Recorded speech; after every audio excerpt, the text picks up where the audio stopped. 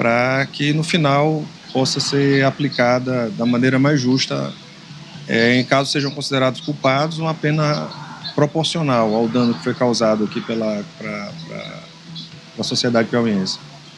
E eu acho que o mais importante desse julgamento é trazer a discussão de toda a sociedade a importância de evitar a infiltração do crime organizado. Eu não estou dizendo que houve ou que não houve, mas essa discussão é muito importante para que seja trazido para a sociedade.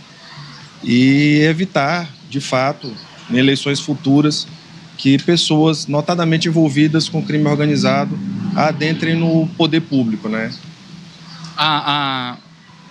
As acusações apontam aí suspeitas sobre corrupção eleitoral, organização criminosa. Dentro desses depoimentos que foram dados hoje, né, foi apontado de alguma forma, né, ou direcionado que existe, por exemplo, essa questão da compra de votos por essas testemunhas?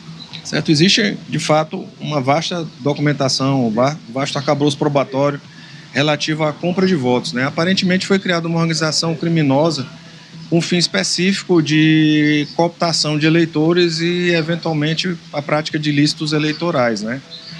E, dentre eles também, eventual crime de lavagem de dinheiro, organização criminosa, captação ilícita de sufrágio e, dentre outros também, usura, há indício também de empréstimos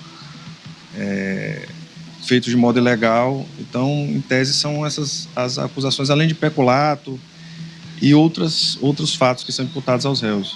Promotor, as audiências começaram ontem, né, a previsão que sigam até sexta-feira. A partir daí, existe algum prazo para o andamento desse processo, né? A gente está se aproximando aí desse recesso de fim de ano. Isso, de alguma forma, também pode acabar adiando essa decisão? Certo. O procedimento penal, ele segue um passo, um processo, né? O primeiro passo foi a apuração de provas pela polícia, o segundo, a análise dessas provas pelo Ministério Público, oferecimento de denúncia.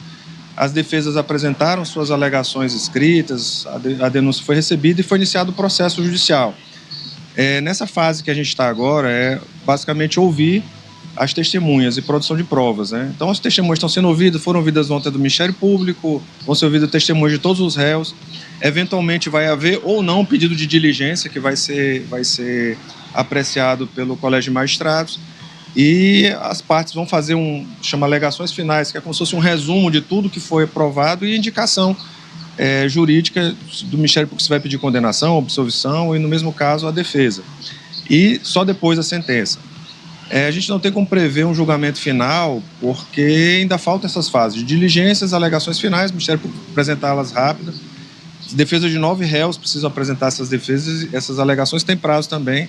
E só depois disso vai vir a sentença. Como é um processo, de certa forma, longo, complexo, com um volume de documentos enorme, essas testemunhas que foram ouvidas vão ter que ser analisadas, o que cada uma diz. Talvez demore mais um pouco para uma sentença definitiva, mas a gente acredita que, em breve, a sociedade piauiense já vai ter uma resposta do Judiciário, do Ministério Público e das Defesas relativa a esse processo. Esperamos que não seja tão longo essa espera. Promotor, a gente tem informações que a defesa de Alan Dilson teria dado entrada, né, num processo de anulação dessas audiências, desses julgamentos, né? Isso procede? Como é que isso deve acontecer? É certo, a gente tomou informação de que foi requerido no Supremo Tribunal Federal, por meio de uma reclamação, um pedido de anulação dessas audiências, né?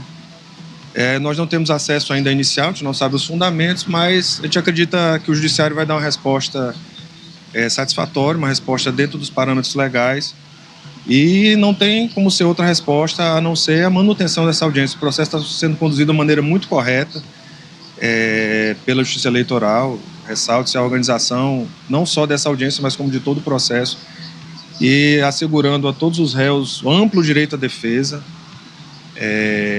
distintamente. E a gente não tem outra... A gente acredita que, de fato, não vai ser anulado, vai ser só um recurso da defesa que está utilizando para exercer o seu direito de defesa, né? E tentar anular algo que, no entender do Ministério Público, no momento, não é capaz de anulação. Muito obrigado, promotor, pelas informações. É isso, a gente trouxe essas informações diretamente aqui do Fórum da Justiça Eleitoral, onde acontece o julgamento, as audiências de julgamento do caso Tatiana Medeiros. Só lembrando, somente nesta terça-feira, 22 pessoas devem ser ouvidas até o início da noite. Essas audiências seguem até sexta-feira. Eu volto com você aí no estúdio, Luiz. Tá certo, Felipe. Qualquer informação nova pode chamar, viu? A prioridade sempre sua daí para a gente atualizar o nosso telespectador sobre o caso. Muito obrigado, Felipe.